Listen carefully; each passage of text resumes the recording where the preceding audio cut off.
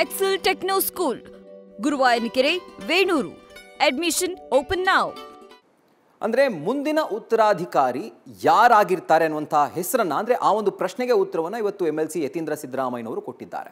ಇದರ ಹಿಂದೆ ಹಲವಾರು ತಂತ್ರಗಳಿದ್ದಾವೆ. ಅಂದರೆ ನಾವು ಮೊದಲನೇದಾಗಿ ಗಮನಿಸ್ತಾ ಹೋದರೆ DK ಶಿವಕುಮಾರ್ ಅವರಿಗೆ ಕೌಂಟರ್ ಆಗಿ ಹೊಸ ನಾಯಕತ್ವದ ದಾಳವನ್ನು ಅವರು ಇವತ್ತು ಉರುಳಿಸಿದ್ರಾ ಅನ್ನುವಂಥ ಒಂದು ಸಂಶಯ ಕೂಡ ಮೂಡ್ತಾ ಇದೆ.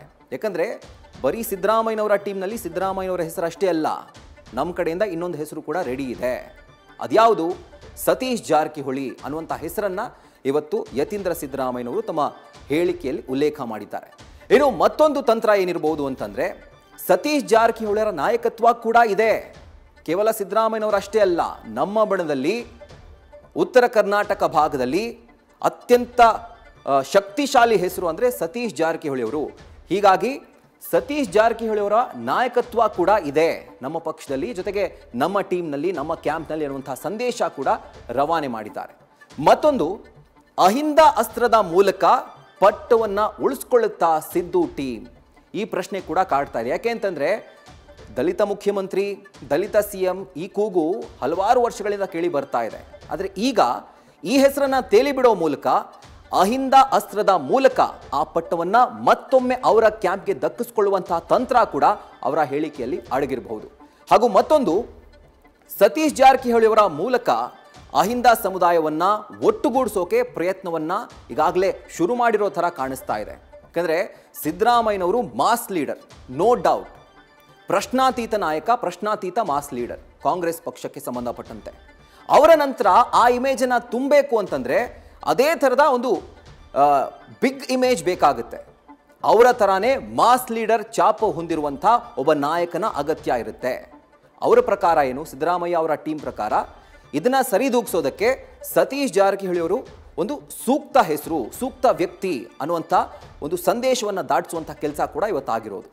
ಇನ್ನು ಸಿದ್ದರಾಮಯ್ಯ ಬಳಿಕ ಯಾರು, ಹೂಸ್ ನೆಕ್ಸ್ಟ್ ಅನ್ನುವಂಥ ಪ್ರಶ್ನೆಗೆ ಹೊಸ ಹೆಸರನ್ನು ಈಗ ಅವರು ತೇಲಿ ಬಿಟ್ಟಿದ್ದಾರೆ. ಸೊ ಈಗ ಒಂದು ಕ್ಲಿಯರ್ ಆಗಿದೆ.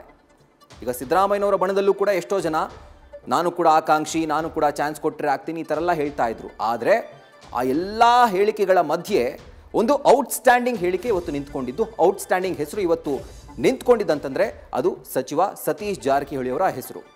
ಸೊ ಈಗ ಸಿದ್ದರಾಮಯ್ಯನವರ ಬಣದಲ್ಲಿ ಕ್ಲಿಯರ್ ಆಗಿದೆ, ನೆಕ್ಸ್ಟ್ ನಮ್ಮ ಕಡೆಯಿಂದ ಸತೀಶ್ ಜಾರಕಿಹೊಳಿಯವರೇ ರಿಪ್ರೆಸೆಂಟೇಟಿವ್ ಅಂತ ಹೇಳಿ.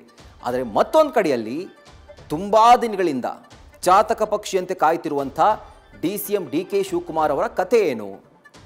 ಮುಂದೆ ಕೂಡ ಹೈಕಮಾಂಡ್ ಮೇಲೆ ಭಾರ ಹಾಕ್ತಾರಾ, ಅಥವಾ ಈಗ ಟೈಮ್ ಕರೆಕ್ಟ್ ಆಗಿದೆ, ನಾನು ಕೂಡ ನನ್ನ ರಾಜಕೀಯ ಪಟ್ಟುಗಳನ್ನ ಪ್ರಯೋಗ ಮಾಡಬೇಕು ಅನ್ನುವಂಥ ನಿರ್ಧಾರವನ್ನು DCM DK ಶಿವಕುಮಾರ್ ಅವರು ಮಾಡ್ತಾರಾ, ಅಥವಾ ಹೈಕಮಾಂಡ್ ಹೇಳಿದ ಹಾಗೇನೆ ಮುಂದೆ ಕೂಡ ಕೇಳ್ಕೊಂಡು ಹೋಗ್ತಾರಾ? ಇದೆಲ್ಲವೂ ಕೂಡ ದೊಡ್ಡ ಪ್ರಶ್ನೆ ಉದ್ಭವ ಆಗುವಂತೆ ಮಾಡ್ತಾ ಇದೆ. ಆ್ಯಂಡ್ ಬಹುಶಃ ಈ ಒಂದು ಹೇಳಿಕೆ ಇವತ್ತು ಯತೀಂದ್ರ ಸಿದ್ದರಾಮಯ್ಯನವರು ಏನು ಕೊಟ್ಟಿದ್ದಾರೆ, ರಾಜಕೀಯ ಕ್ರಾಂತಿಯ ಮುನ್ಸೂಚನೆ ಅಂತ ಹೇಳಿದ್ರೂ ಕೂಡ ಇದು ಖಂಡಿತವಾಗ್ಲೂ ತಪ್ಪಾಗಲಿಕ್ಕಿಲ್ಲ. ನವೆಂಬರ್ನಲ್ಲಿ ಕ್ರಾಂತಿ ಆಗುತ್ತೋ ಅಥವಾ 2028ಕ್ಕೆ ಕ್ರಾಂತಿ ಆಗುತ್ತೋ ಅದು ಇಂಪಾರ್ಟೆಂಟ್ ಅಲ್ಲ. ಆದರೆ ಸತೀಶ್ ಜಾರಕಿಹೊಳಿಯವರ ಹೆಸರು ಈಗ ಮುನ್ನೆಲೆಗೆ ಬಂದಿರೋದು ಎಲ್ಲೋ ಒಂದು ಕಡೆ ದೊಡ್ಡ ರಾಜಕೀಯ ಟ್ವಿಸ್ಟ್ಗೆ ಅದು ಕಾರಣವಾಗಿದೆ.